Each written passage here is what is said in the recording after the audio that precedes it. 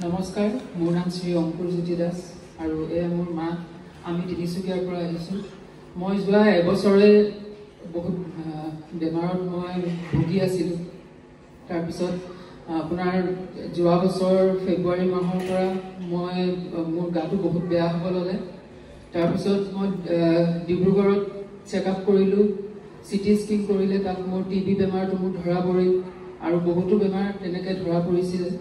তাৰপিছত এইবাৰ আপোনাৰ 6 মাহৰ মোৰ কোৰ্চ দিছিলে মেডিচিনৰ, 6 মাহ কোৰ্চ কৰিলোঁ, মই অলপ ভাল সুস্থ হৈছিলোঁ। তাৰপিছত এইবছৰ আকৌ মোৰ জানুৱাৰী 12 তাৰিখৰ পৰা মোৰ আকৌ গাটো বেছি বেয়া হ'ব ল'লে।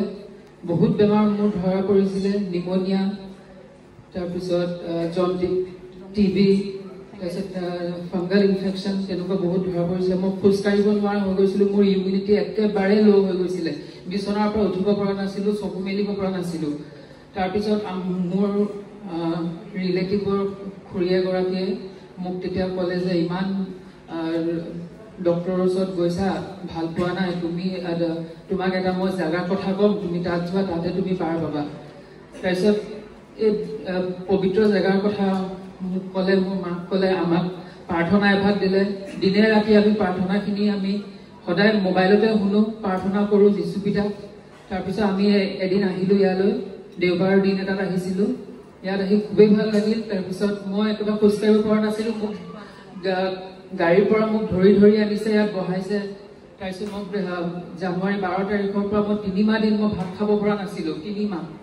অকল চুপ খাওঁ, তাৰপিছত বইল জাতীয় বস্তু খাওঁ, দাইলৰ পানী খাওঁ, চেৰেলেক্স খাওঁ, তেনেকৈ আছিলোঁ। ইমিউনিটি একেবাৰে ল' হৈ গৈছিল মোৰ। তাৰপিছত ইয়াত দুগৰাকীমান খুৰী লগ পাইছিলোঁ, ঢকুৱাখানাৰ আছিল হয়তো। তেওঁলোকে ক'লে ইয়াত লঘোণ বৰতীয়া ভাত আছে বুলি কৈছিলে, অকণমান খোৱা। মই কৈছিলোঁ মই খাব নোৱাৰিম, মোৰ গাত 3 মাহ দিন মই ভাত খোৱা নাই। একো নহয়, প্ৰসাদ হিচাপে খাব পাৰিবা।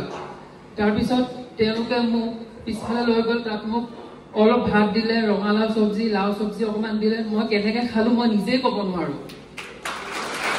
আৰু সেই 3 মাহ দিন নোখোৱা থকাৰ পিছত যেতিয়া সেই অকণমান ভাত মই খালোঁ, আজিলৈকে মই ভাত খাই আছোঁ আৰু নিজে বনাই খাওঁ। Praise the Lord. Praise the Lord. Oh.